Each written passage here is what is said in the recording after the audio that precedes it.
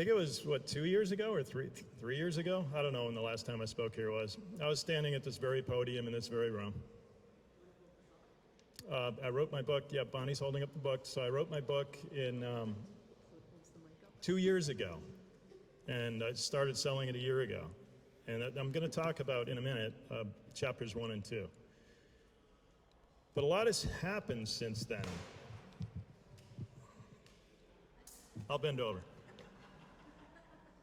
Look like I'm teaching law school or something. People say, you know, he's the data guy or whatever. It's not about data, it's about people. That's why I really like this event, because we have people here and they tell their stories, but they're not stories and they're not anecdotes. They're real life. You know, they're injured for life. They've lost loved ones. It matters. And it's important to get the stories out there. So before I get into the data, I'm going to say that since the last time I was here, people have commented online. There's it's over 100,000 views of various snippets from my last talk here. They said it looked like I was wearing a prison uniform. And Michelle, my friend, made fun of what I was wearing. So I brought the same shirt and I'm going to wear it.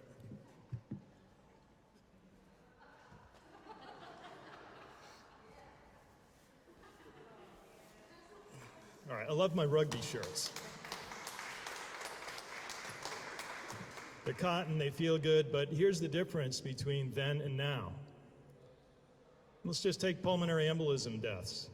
There's another 300 people dead from the vaccines in Massachusetts alone since the last time I talked, and that means over 700 excess pulmonary embolism deaths from the vaccine in Massachusetts. And if anybody wants to challenge me from the government, will be happy to show them all the data. And I have the data. I have all the death records from Massachusetts from 2015 through 2024.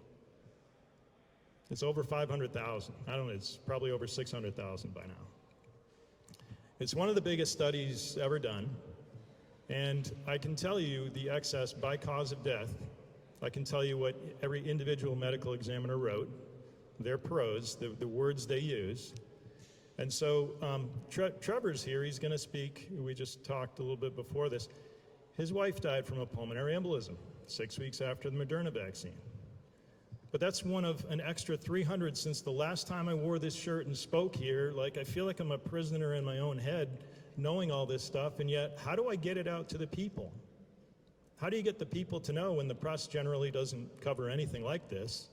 Why? Well, maybe because $47 billion in venture capital financing in pharmas in Massachusetts, 600 pharmaceutical ecosystem companies, 50 companies over 100 million a year in revenue in Massachusetts in pharma, 10 companies over $1 billion a year, Moderna's headquarters, Pfizer's divisional headquarters for mRNA is in here, Jake Auchincloss, my congressman, his father was Fauci's number 2. He Auchincloss for a number of years. His mother is Lori Glimpsher. She's president and CEO of Dana-Farber Cancer Institutes.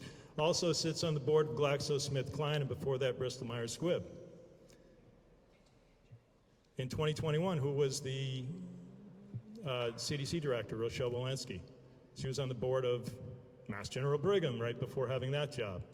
Who instituted the vaccine mandates? Her, and they went over to CMS and got CMS, that's Centers for Medicare and Medicaid Services, and they got them to lean on all the hospitals. We're going to withhold your money unless you mandate vaccines. And how much does Mass General Brigham take in? $4.1 billion a year from Medicare. That doesn't even count the $2 billion or $1.2 billion from Medicaid, $2.5 billion research and academic. What's that, BARDA, Biological Advanced Research and Development? But I said I was going to talk about people. I'm going to use the remaining time to do that. So, chapter 1 of my book is Cassidy. Cassidy was 7 years old. She died on January 18, 2022.